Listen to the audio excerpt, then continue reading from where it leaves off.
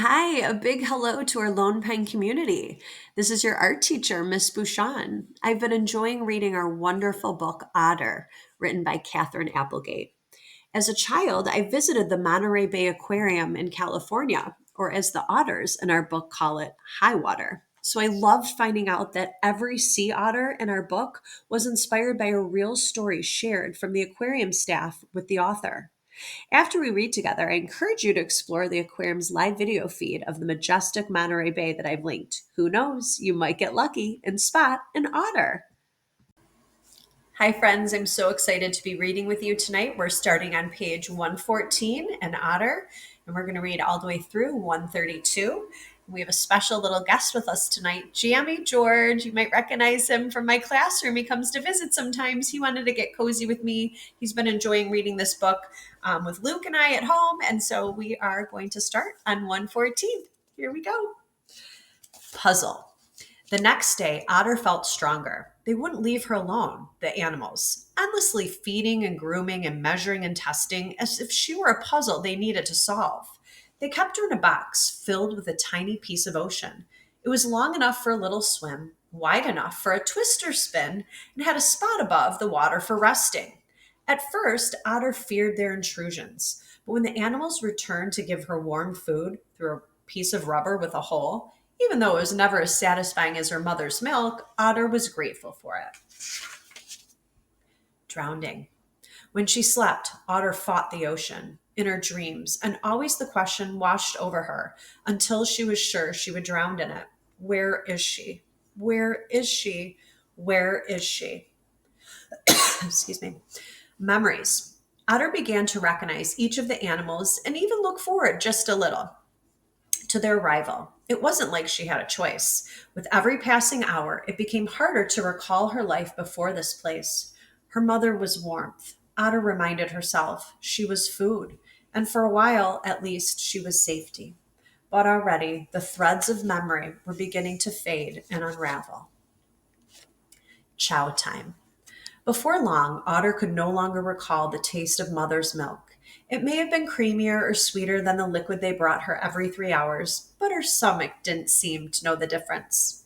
When the animals were slow to arrive, Otter squeaked and complained, and when her meal finally appeared, she grunted her approval, and they made murmuring, relieved sounds. It was a conversation of a sort. Home away from home. Whatever the strange place was, it was becoming Otter's home away from home. The animals who cared for her were mystifying. Their paws had stubby tentacles, their bodies were practically bald, and their guttural songs hurt her ears. Still, she could not deny that they were kind, and that they seemed, for some unknowable reason, to want her to live. Here's a cute little picture. The people at the aquarium taking care of her. Not otters. They weren't so bad, actually, Otter decided, these animals with their awkward paws and confusing noises. Although nothing they did was quite right, it was right enough. They weren't otters, but they certainly were trying to be. Scents. The first time she noticed the scent, Otter thought she was dreaming. The animals nursing her back to health always carried hints of other places with them. Sometimes it was the brine of salt water, sometimes it was the tang of fresh air, but from time to time she would recognize a scent that was a little like her. It was an ottery smell, rich and reassuring, but she'd seen no other otters there. It was a mystery. But then everything about this new life was a mystery. Swimming lessons. Several times a day, one of the animals would lift Otter out of her box of water and carry her to a bigger round pool. One with sky and sun above it, and breezes tinged with salt. She floated on her back while they pulled her by her flippers, carving lazy figure eights. Now and then, Otter would clutch one of their paws between her own, and the cruise would repeat back and forth, as she rode the tiny waves. Whenever Otter was there, she knew she belonged to the water, and it belonged to her. Impossible. When she was happy in the pool, the animals watched with her care, clapping their peculiar paws and revealing their teeth and making breathy noises. And always Otter wondered what it all meant. They were impossible to decipher, these big, clumsy creatures. She would have to watch them carefully until she knew their ways. Perhaps the more she understood, the more she'd be able to get what she needed from them. Maybe she'd find her way back to her life in the wild, although she was no longer certain what that might mean. What would her mother be still wait would her mother still be waiting for her, or would she have moved on to new places, new pups? Learning. Even as Otter was learning to navigate the new world, her caretakers were learning too. This wasn't their first attempt, teaching survivor skills to a pup, and it wouldn't be their last.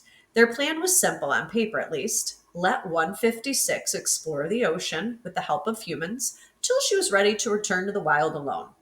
Still, the questions kept them up at night. What would 156 need to know on her journey back to freedom? Would instinct be enough to guide her? How do you turn a helpless captive pup into a capable wild adult? If they only had a manual, one called How to Teach an Otter Pup How to Be an Otter Pup, it seemed they were going to have to write it themselves. Mystery. Another question lingered, one without an easy answer. What had happened to 156's mother?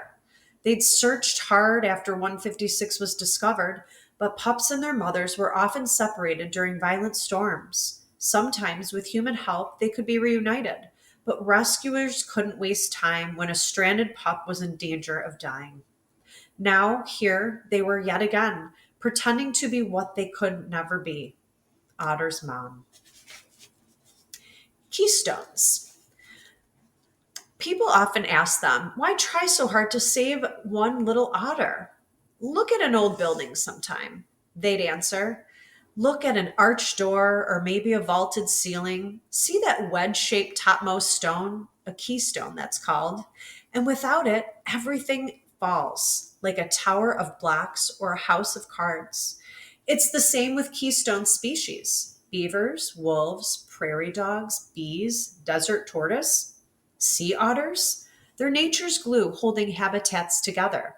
Without otters, sea urchins, purple as a bruise, gobble kelp forests until the ocean floor becomes a barren wasteland. When sea otters eat enough sea urchins, though, all is well and the arch endures. It sounds so simple, but then so does stacking blocks onto a tower. And we all know how easy it is to topple those. Fun. And so they kept it, pretending to be otters, doing what they could to keep 156 alive and happy. Fortunately, it wasn't difficult to entertain an otter pup. They had quite a bag of tricks at their disposal: shells and algae, urchins and rocks. Their motto was simple: if it belonged to a wild otter's world, it was worth a try. We're ending on 132. I hope you enjoyed our passage tonight. We'll see you soon. Good night.